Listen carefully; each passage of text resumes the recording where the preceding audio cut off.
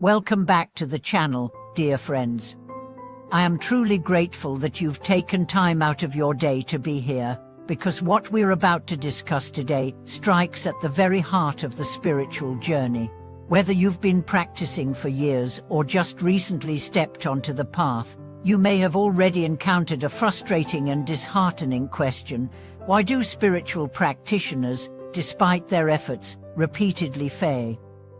Why is it that so many people read scriptures, attend retreats, chant mantras, and yet still remain stuck in the same emotional patterns, the same mental turmoil, the same lack of peace? You're not alone if you've wondered this. In fact, this question may be the most honest and transformative one a seeker can ask, because it leads us directly to a place we often resist going into: the realm of the heart, the mind, the ego, and most crucially, the training of the heart itself. That's what today's exploration is about. The reason so many fail in their practice is because they've skipped the most essential step: heart-mind training. And now, let me tell you something that might shake your assumptions. You can meditate 10 hours a day, recite sacred texts, burn incense, wear robes, and live in a monastery, and still be trapped in delusion. You can be surrounded by all the external signs of spirituality, yet be no closer to true freedom. Why? Because the utter practice means nothing without inner transformation, and the heart, if left untrained, will sabotage even the most disciplined routine. Let me share the story of a man named Thomas. He had spent over 20 years studying under various teachers. He had sat in silence for months. He had memorized chants, fasted, and even led groups of new practitioners. And yet, in moments of stress or conflict, he would become impatient, judgmental, sometimes even cruel. He couldn't understand it. "I've practiced so much," he said. "Why am I still like this?" It wasn't until he met an old monk in a quiet mountain temple that he heard the truth. The monk said, "You've been polishing your armor, but you never looked at the wound underneath." That was the moment Thomas realized he had built a fortress of discipline to avoid the real work: healing, softening, humbling, and dismantling the ego structures that kept him locked in illusion. So let's talk about what heart-mind training really means. It's not just learning to control your emotions or quiet your mind. It's about facing the parts of yourself you've avoided: the envy, the fear, the bitterness, the pride. It's about taking radical responsibility for your inner world and choosing, again and again, to return to the truth, even when it hurts. The mind is like a mirror, but over time it gets covered with dust layers of trauma, beliefs, comparisons, insecurities. Meditation is not about forcing that mirror to be clean. It's about seeing the dust and gently wiping it away, without judgment. But most people don't want to see the dust. They want to jump straight to the light.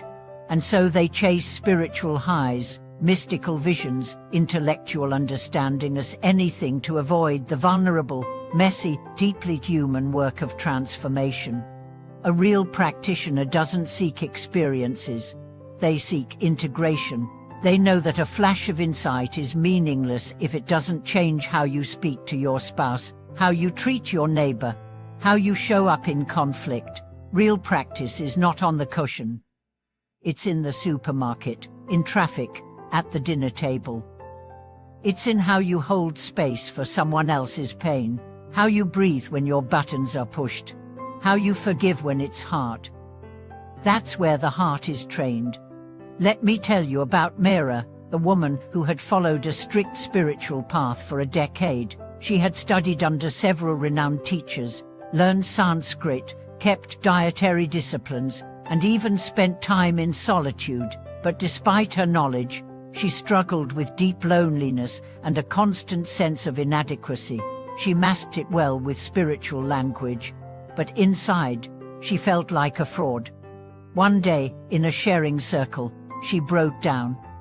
"I've done everything I was told," she said through tears, "but I still don't love myself. I still don't feel peace." An elder woman looked at her and gently said, Because you've been trying to escape yourself instead of meet yourself. That night, Mira stopped trying to be spiritual. She stopped trying to be enlightened. She sat on her bed and said out loud, "I'm hurt.